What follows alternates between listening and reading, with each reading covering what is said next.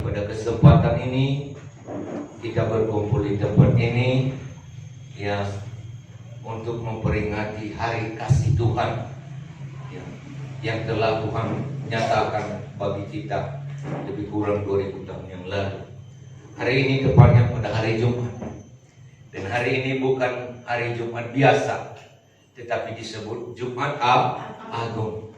Mengapa disebut Jumat Agung? Karena ada satu peristiwa penting yang perlu kita renungkan bagi kehidupan kita pribadi lepas pribadi, khususnya kita sebagai anak-anak Tuhan ya. Orang-orang yang percaya kepada Tuhan, bahwa Tuhan itu telah menyatakan kasih-Nya, telah menyatakan kemurahan-Nya kepada saya, kepada saudara, dan kepada semua yang percaya kepada Tuhan. Saudara yang terkasih, ya, Tuhan telah tersalib di atas bukit Golgota. Mengapa?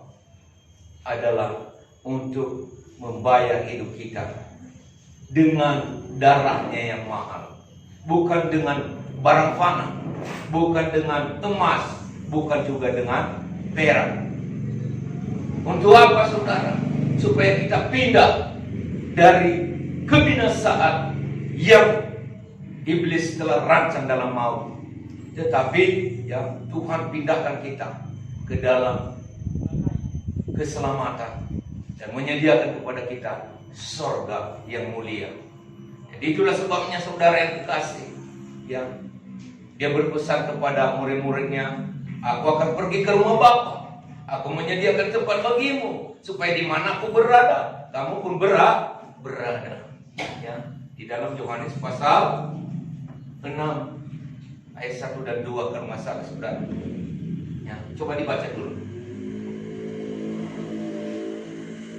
Yohanes pasal 14 ya. Ayat 1 dan 2. Yohanes 14 ya. Iya. Yohanes 14 ayat 1 dan 2. Rumah Bapa, janganlah gelisah hatimu, percayalah kepada Allah, percayalah juga kepadaku. Di rumah Bapa-Ku banyak tempat tinggal. Jika tidak demikian, tentu aku mengatakannya kepadamu, sebab aku pergi ke situ untuk menyediakan tempat bagimu. Nah, luar biasa saudaraku yang kasih, bahwa Yesus itu yang punya satu rancangan yang indah bagi hidup saya, bagi hidup saudara, bagi hidup setiap orang yang percaya kepadanya, yaitu menyediakan tempat di surga. Itulah sebabnya kalau ada orang yang bertanya, kalau kau mati kemana? Jangan bilang mudah-mudahan ke surga. Tidak ada lagi istilah mudah-mudahan.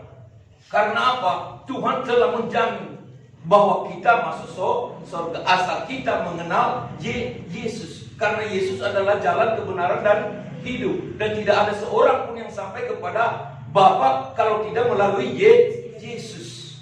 Jadi inilah yang perlu kita syukuri. Jangan bilang lagi mudah-mudahan. Kalau ada orang tanya, kalau kau mati, katakan karena saya percaya kepada Yesus, saya masuk surga.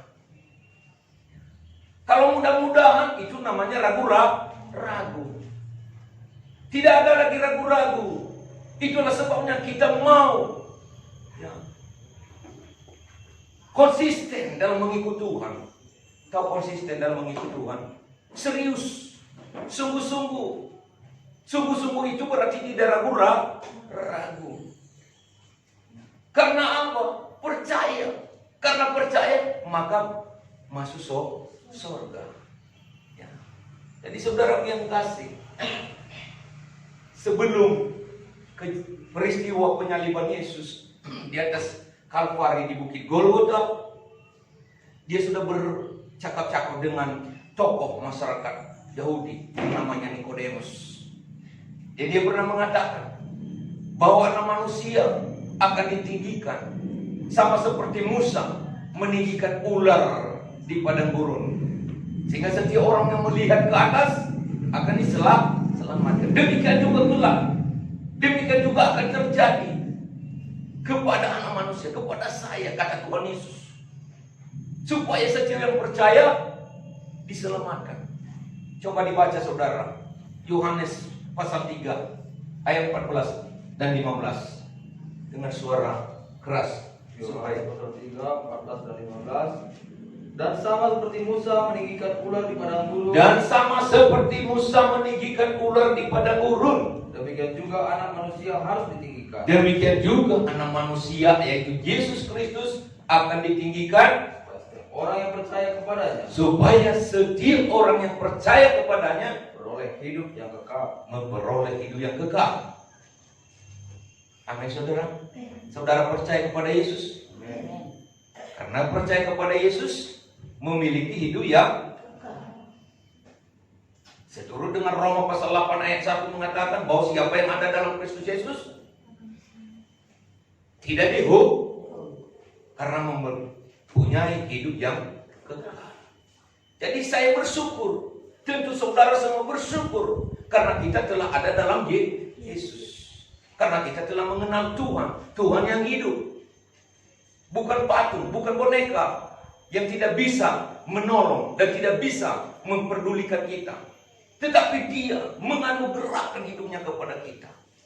Ya. Untuk apa, saudara? Untuk memberikan kepada kita keselamatan. Karena di bawah kolong langit ini tidak ada nama lain yang olehnya manusia diselamatkan. Baca Kisah Para Rasul 4 ayat 12. Kisah Para Rasul 4 ayat 12. Dan keselamatan tidak ada di dalam siapapun juga. Dan keselamatan tidak ada di dalam siapapun juga Selain di dalam Dia. selain di dalam Dia. Sebab di bawah kolong Sebab langit di bawah kolong langit ini tidak ada nama tidak ada lain nama lain yang diberikan kepada manusia. yang diberikan kepada manusia Yang olehnya kita dapat diselamatkan. yang olehnya kita dapat diselamatkan. Bukan kepada batang kayu, bukan kepada batu, bukan kepada apapun yang ada di bawah kolong langit ini manusia bisa diselamatkan. Kecuali hanya di dalam nama Tuhan Yesus. Ya. Semua yang ada di langit, semua yang ada di bumi, semua yang ada di bawah bumi bertekuk lutut kepada nama Yesus. Hanya Dia saja yang patut dipuji, hanya Dia saja yang patut disembah. Karena Dia adalah juru selamat, karena Dia adalah Maha Kuasa. Menjelang Dia terangkat ke surga, Dia pernah berkata, "Kepadaku telah diberikan kuasa di surga, di bumi, dan di atas segala-galanya." Dan sekarang Dia katakan kepada hamba-hambanya, "Pergilah, jadikanlah sekalian bangsa muridku yang percaya baptis mereka, supaya mereka mengalami pengampunan dosa, supaya mengalami keselamatan." Haleluya, kita bersyukur ya, kita telah mengenal kepada Tuhan Yesus. Nah, bagaimana proses kasih Tuhan Yesus itu sampai kepada kita? Bagaimana Dia membebaskan dan menyelamatkan kita? Inilah peristiwa Jumat Agung yang saat ini kita peringati. Ya. Kalau kita memperingati dan mengingat ya tentang peristiwa Jumat Agung ini, saudaraku, banyak hal yang bisa kita simak dan bisa kita amati. Di sana ada perang Yudas yang adalah salah satu murid pengikut daripada Yesus Kristus, mengkhianati Yesus Kristus. Di sana banyak murid-muridnya yang ketika Dia disalib meninggalkan Dia. Ada juga yang disalib, penyamun-penyamun yang wajar dan wajib untuk dihukum. Tetapi ada dua orang itu, saudaraku yang kasar, di kanan dan di kiri. Yang di kiri berkata, "Wah." Dan keadaan tersalib, dia katakan, "Kalau Engkau Raja, kalau Engkau Tuhan, selamatkanlah kami." Nah, masih juga saudara ya, mengucapkan kata-kata ejekan, olokan, meremehkan. Tetapi yang satu di kanan berkata, "Aku tahu Engkau adalah Raja. Dan nanti kalau Engkau sampai ya, ke rumah Bapa, ingat akan aku." Apa kata Tuhan Yesus? "Hari ini juga aku katakan kepadamu, Engkau telah bersama-sama aku di Firdaus Allah." Haleluya. Luar biasa. Jadi bagaimana pandangan kita tentang penyaliban Yesus? Bisa kita hanya mengomel saja, bisa kita hanya ya banyak bicara saja, menuntut keperluan hidup kita tanpa menyadari bagaimana pengorbanan yang telah Yesus lakukan. Apakah kita memandang dia sebagai Tuhan yang menyelamatkan kita? Nah, ini banyak. Ada yang namanya Pilatus lagi yang mengadili Yesus. Dia tahu, oh Yesus itu benar. Dia tahu bahwa Yesus itu benar, tetapi tidak berdaya karena suara orang banyak. Kan begitu ya. Waktu peristiwa penyaliban Yesus ini, dia tahu. Bahkan dia ingin membebaskannya, tetapi orang banyak berkata, bebaskan Barabas. Barabas ini orang jahat, yang dihukum, mau disalib juga. Bebaskan Barabas, teman kami. Jangan Yesus. Kalau Yesus kau bebaskan, maka kami tidak lagi berteman dengan kau. Ya. Kami tidak lagi mau dekat dengan engkau. Engkau terasing bagi kami. Pilatus takut diasingkan. Pilatus takut. Maka dia berkata, ya sudahlah, terserah kalian. Siapa yang mau kalian bebaskan dan siapa yang mau dihukum. Oh enggak, gini aja lah, biarlah saya pukulin ini Yesus ini. Nah nanti kita bebaskan dia. Karena dia tahu benar bahwa Yesus adalah benar. Tetapi dia tidak berdaya karena suara orang banyak. Banyak yang seperti itu saat ini saudara. Bahkan ada juga gereja-gereja, nabi-nabi, pengajar-pengajar, pengurus-pengurus gereja yang mengetahui bahwa ada pantangan-pantangan, ada larangan-larangan yang tidak boleh dilakukan. Tetapi karena tidak berdaya suara orang banyak, mau tidak mau juga ikut-ikutan. Sehingga kebenaran itu tidak bisa dibela, tidak bisa ditegakkan. Memang harus ada korban untuk menegakkan kebenaran. Harus ada kerelaan mau berkorban. Penderitaan, salib itu. Maka pernah Yesus katakan kepada murid-muridnya, siapa mau mengikut aku harus mau memikul salib, menyangkal diri, memikul salib dan ikut aku.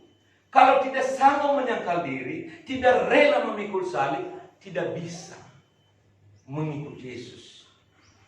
Walaupun kita rindu, ada banyak yang rindu mau mengikut Yesus, tapi dalam satu hal, yang mengikuti Yesus dalam kesenangan, tetapi dalam memikul salib, wah ini.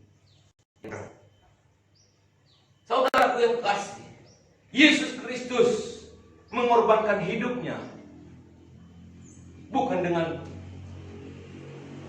biasa-biasa, tetapi dengan penuh pengorbanan. Kita baca dalam Filipi pasal 2 ayat 1 sampai 11, tolong dibaca. Filipi pasal 1 ayat Pasal 2 ayat 1. nasihat supaya bersatu dan merendahkan diri seperti Kristus. Ya. Jadi karena dalam Kristus ada nasihat, ada penghiburan kasih, ada persekutuan roh, ada kasih mesra dan belas kasihan. 2. Karena itu sempurnakanlah sukacitaku dengan ini. Hendaklah kamu sehati sepikir dalam satu kasih, satu jiwa, satu tujuan. 3. Dengan tidak mencari kepentingan sendiri atau puji-pujian yang sia-sia, sebaiknya hendaklah dengan rendah hati yang seorang menanggap yang lain lebih utama daripada dirinya sendiri. Dan janganlah tiap-tiap orang hanya memperhatikan kepentingannya sendiri, tapi kepentingan orang lain juga. 5. Hendaklah kamu dalam hidupmu bersama menaruh pikiran dan perasaan yang terdapat juga dalam Kristus Yesus. Terus Sampai 11. yang walaupun dalam rupa Allah tidak menanggap kesetaraan dengan Allah itu sebagai milik yang harus dipertahankan, melainkan telah mengosongkan dirinya sendiri dan mengambil rupa seorang hamba dan menjadi sama dengan manusia. Dan dalam keadaan sebagai manusia, ia telah merendahkan dirinya dan taat sampai mati, bahkan sampai mati di kayu salib. Itulah sebabnya Allah sangat meninggikan dia dan mengaruniakan kepadanya nama di atas segala nama, supaya dalam nama Yesus bertekuk lutut segala yang ada di langit dan yang ada di atas bumi dan yang ada di bawah bumi, dan segala lidah mengaku Yesus Kristus adalah Tuhan, bagi kemuliaan Allah Bapa. Haleluya. Ya, Allah sangat meninggikan dia. Siapa? Yesus Kristus. Dan semua yang ada di langit, yang ada di batas bumi, yang ada di bawah bumi, bertekuk lutut kepadanya. Demi untuk kemuliaan Bapa. Kenapa bisa terjadi? Karena proses pengorbanannya. Apa pengorbanan Yesus? Inilah yang kita peringati. Sekali lagi yang saya katakan, inilah yang kita peringati pada hari ini. Tentang pengorbanan Yesus untuk menyatakan kasihnya kepada saya, kasihnya kepada saudara, kasihnya kepada semuanya. Dia mengosongkan dirinya, inilah pengorbanannya. Walaupun dia setara dengan Allah, tetap dia merendahkan dirinya. Dia tidak memikirkan dirinya. Demi untuk saya, demi untuk saudara, demi untuk semua orang percaya. Sekali lagi saya katakan, demi untuk saya, demi untuk saudara semua, demi untuk semua yang percaya kepadanya. Amen. Dia mengosongkan dirinya, bahkan rela mati di atas kayu salib. Peristiwa waktu disalib, saudara yang kasih, dia diludahi, dia dicambuk, dia ditomak, dia dimahkotai dengan duri, tangannya dipaku dan kakinya. Dia menderita, dia menjerit, dan dia berkata ketika mau menghabiskan nafas di atas kayu salib dan berkata, Eloi, Eloi, lama sabachthani. Kenapa dia berseru seperti itu? Karena waktu itu saudara terjadi sesuatu kegelapan menjelang jam 3 sore. Gelap gulita seluruh dunia. Artinya Allahku telah meninggalkan aku. Tidak ada lagi. Karena yang ada di atas kayu salib itu siapa? Dosa. Kegelapan meliputi bumi. Dia telah menjadikan dosa sebagai ganti kita. Yang di atas kayu salib itu adalah saya. Yang di atas kayu salib itu sebenarnya saudara. Semua manusia yang telah berdosa, keturunan Adam dan Hawa. Tetapi dia telah mengambil alih, menggantikan saya, posisi saudara. Posisi kita semua yang telah berdosa. Sehingga yang di atas kayu salib itu dilihat oleh Allah sebagai dosa yang harus ditinggalkan. Maka dia berkata, Eloi, Eloi, lama sabachthani. Allahku, kenapa kau meninggalkan aku? Ya, Allah tidak mau dekat dengan dosa. Ketika Adam dan Hawa, manusia pertama juga saudaraku, ketika dia jatuh ke dalam dosa, dia ditinggal. Adam, di mana engkau? Aku bersembunyi. Kenapa engkau bersembunyi? Karena telah melanggar firman Allah. Perempuan yang kau taruh di sisiku memberikan aku makanan, buah itu. Ditanya perempuan, kenapa engkau memberikannya? Oh Hawa, oh ular. Semua berdalih-dalih, sama seperti manusia saat ini. Tidak ada yang terus terang mau mengaku dosa kepada Tuhan. Andaikan manusia mau mengaku kesalahannya dengan sungguh-sungguh, dengan jujur, Tuhan berkata di dalam Yohanes pasal 1 ayat 9, maka dia akan, si Allah itu akan nyata kepadanya dan dia mengalami pengampunan. Yohanes 1 Yohanes ya. 1 Yohanes pasal 1 ayat 9 kalau nggak salah. Coba dibaca. 1 Yohanes pasal 1 ayat 9, jika kita mengaku dosa kita, maka ia adalah setia dan adil. Maka ia akan setia dan adil. Jika ia akan mengampuni segala dosa kita, sehingga ia akan mengampuni segala dosa kita dan menyucikan kita dari segala kejahatan. Tetapi pengakuan ini berat sekali untuk dilakukan. Ini sudah pun salah, sudah tahu dia salah, sudah tahu dia berdosa, sudah tahu dia melakukan sesuatu pelanggaran, kalau bisa dielakkan. Ini bertali, melemparkan, mengkambing hitamkan kepada yang lain kalau bisa. Karena dia tadi. Kenapa kamu nggak ke gereja? Karena ya dia tadi. Karena begini, karena begitu. Ada saja. Tidak mau merendahkan diri. Yesus Kristus, apa kata Rasul Paulus tadi di dalam Filipi pasal 2? Dikatakannya, hendaklah kita mencontoh Kristus yang mau merendahkan dirinya. Karena itulah maka Allah meninggikan dia. Jangan hanya karena kepentingan pribadi. Kepentingan pribadi hanya untuk mencari puji-pujian yang sia-sia. Nah, sama seperti firman Tuhan minggu yang lalu dalam Yeremia pasal 9 ayat berapa itu saudara yang kasih? Yang 13 14 kalau nggak salah. Kalau mau bermegah, jangan bermegah karena kehebatan. Kalau mau bermegah, jangan bermegah karena apa? Coba dibaca saudara yang kasih. Ya, kalau nggak salah ya, Yeremia 9. Beginilah firman Tuhan. Janganlah orang bijaksana bermegah karena kebijaksanaannya. Janganlah orang bijaksana bermegah karena kebijaksanaannya. Janganlah orang kuat bermegah karena kekuatannya. Janganlah orang kuat bermegah karena kekuatannya. Janganlah orang kaya bermegah karena kekayaannya. Janganlah orang kaya bermegah karena kekayaannya, walaupun kaya itu perlu. Haleluya.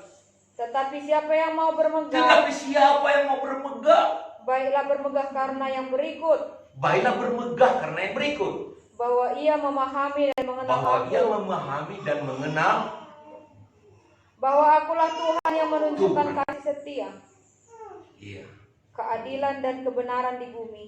Sungguh semuanya itu kusukai. Demikianlah firman Tuhan. Nah, apa yang disukai Tuhan? Karena kita mengenal, memahami kebenarannya dan mengenal Dia sebagai Tuhan. Walaupun kita bijaksana, oke, syukur Tuhan, itu adalah anugerahnya. Walaupun kita hebat, kita sehat-sehat, kita bisa beraktivitas, tidak ada hambatan dalam kehidupan kita, bisa kita bergerak, kita bisa menghirup udara hari yang segar. Amin. Kita juga memiliki harta, itu juga anugerah Tuhan. Tetapi saudaraku yang kasih, jangan kita bermegah karena semuanya itu, walaupun semuanya itu ada pada kita. Tidak salah, saya katakan tidak salah. Munafik juga kalau saya katakan bahwa salah ya menjadi orang hebat, menjadi orang bijaksana. Kalau tidak mau perlu bijaksana untuk apa sekolah? Perlu bijaksana dalam hidup ini. Tetapi kemegahan kita adalah karena kita mengenal kebenaran Allah dan kita mengenal Tuhan. Dan itulah yang kusukai, kata firman. Haleluya. Nah, jadi apa kata firman Tuhan tadi saudaraku yang kasih? Di dalam Filipi tadi dikatakan, ditekankan kepada kita, merendahkan diri. Jangan hanya karena kepentingan yang sia-sia, pujian yang sia-sia, yang hanya sementara. Lalu kita tinggalkan Tuhan. Tuhan itu telah berkorban untuk saya, telah berkorban untuk saudara. Dia rela mati menggantikan kita semua supaya kita bebas dari ikatan dosa. Kita bersyukur saudara yang kasih. Ini yang perlu kita syukuri dalam hidup ini. Yang terpenting dan paling penting adalah mensyukuri bahwa kita telah mengenal Tuhan dan telah mengenal kasih Tuhan itu. Kita bisa saudaraku yang kasih memiliki segala-galanya, tetapi hanya itu bunga-bunga kehidupan saudara. Haleluya. Ya, apapun kita tidak bawa ke dalam dunia ini, hanya lagu kita tadi. Dan kalau pulang pun tidak bawa juga apa-apa. Ya, kecuali saudaraku yang kasih, ya, kain kapan yang membalut kulit tubuh kita. Kan begitu ya. Ya. Kalau ada pun emas kita, ya, beratus-ratus gram saudara yang kasih, pasti keluar, jangan taruh di dalam. Jangan keluarkan itu, karena bisa-bisa nanti malam dibongkar oleh pencuri. Kan banyak kuburan-kuburan yang dibongkar. Ya. Nah, apalagi dilihat dulu dan dimasukkan emas 100 gram, 200 gram. Wah, hati-hatilah. Dibobol, kuburan pun dibobol. Jadi saudaraku yang kasih, yang perlu kita syukurin karena kita mengenal Tuhan. Karena hanya itu nanti yang terus ya menemani kita. Firman Tuhan yang terus menemani kita di hadapan Allah. Dilihat hidup kita, apakah sudah tertulis dalam kitab kehidupan atau belum. Kalau segala yang ada di bumi ini tinggal di bumi. Yang kita dapatkan di bumi ini tinggal di bumi. Bumi berlalu, tetapi firman Allah tidak berlalu. Kan begitu saudara. Nanti kalau ditanya, ya, sampai ke rumah Bapak, manusia mati satu kali. Dalam Ibrani 9 ayat 27, manusia mati sekali dan kemudian telah ditetapkan mati sekali dan kemudian dihakimi di hadapan Allah. Maka malaikat-malaikat Tuhan membuka kitab kehidupan. Apakah ada namanya tertulis? Nah, apakah dia sudah percaya kepada Yesus? Maka ketika semua sudah tertera data-data seperti itu, maka malaikat, saudaraku yang kasih, ya, Jibril menjemput dan membawa saudara, ya, berapa bersama-sama dengan malaikat-malaikat kerubim, ya, lalu dibawa kita saudaraku yang kasih ke tempat peristirahatan. Ya.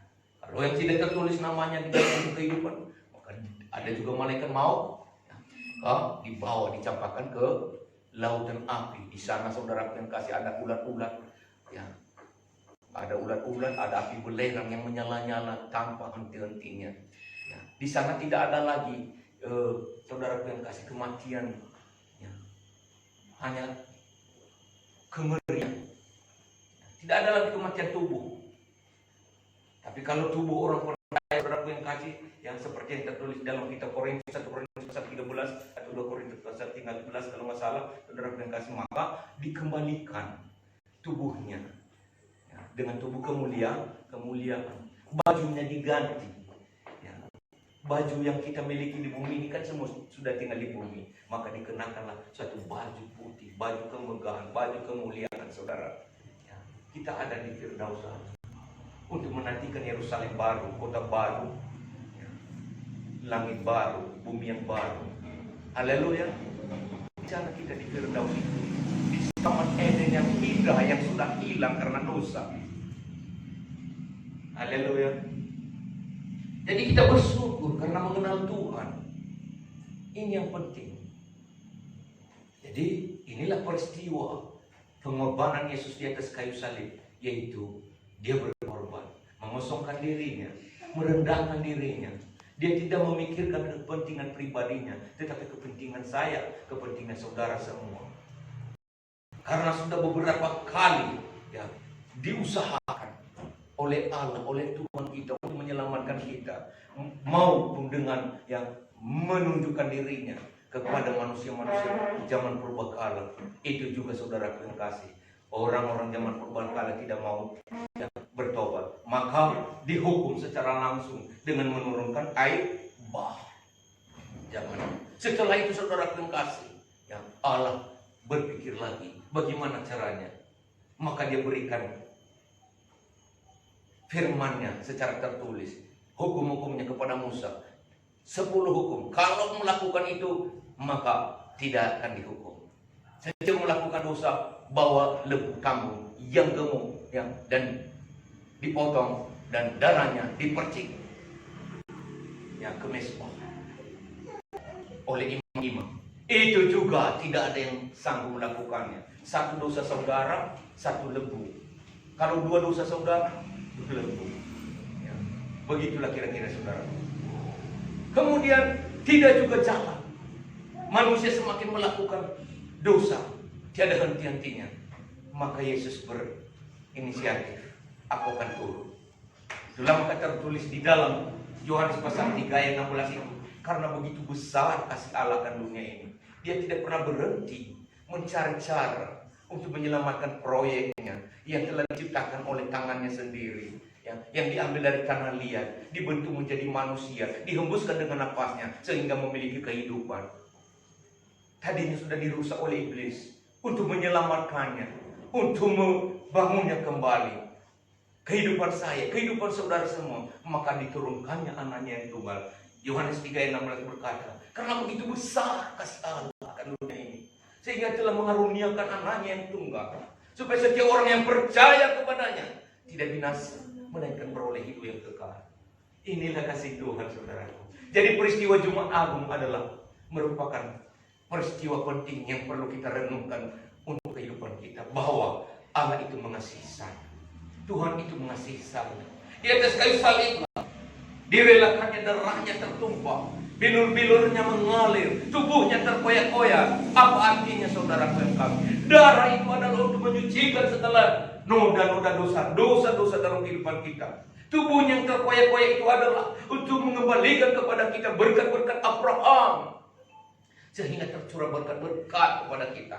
Dan bilur-bilur yang curah itu adalah untuk menyembuhkan segala sakit penyakit kita. Betapa indahnya hidup di dalam Tuhan. Betapa besarnya kasih Tuhan bagi saya, bagi saudara, bagi kita semua. Syukuri terus saudara. Katakan terus kepadanya, Tuhan Engkau mengasihi aku. Setiap berjumpa dengan Tuhan dalam persekutuan kepada Tuhan, katakan Tuhan Engkau mengasihi aku. Sangat besar kasih-Mu untukku Tuhan. Ya, Engkau telah mati bagiku. Tidak ada harta yang terhebat dan terbesar selain daripada Engkau telah kumiliki. Haleluya. Haleluya saudara. Iya. Tuhan itu mengasihi kita semua. Inilah renungan firman Tuhan di hari Jumat Agung yang kita peringati pada hari ini.